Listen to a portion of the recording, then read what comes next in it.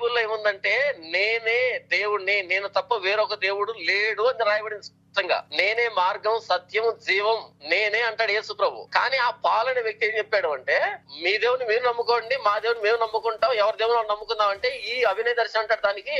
అవునవును, నేను కూడా అదే ఫాలో అవుతున్నా అంటాడు.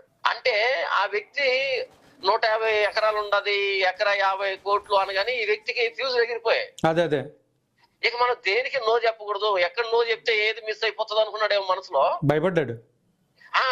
కాబట్టి 150 ఎకరాలంట, ఎకరా 50 కోట్లంట.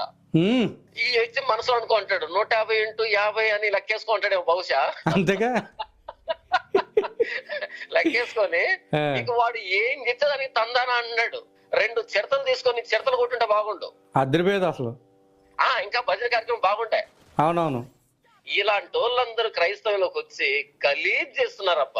ఈ అభినయ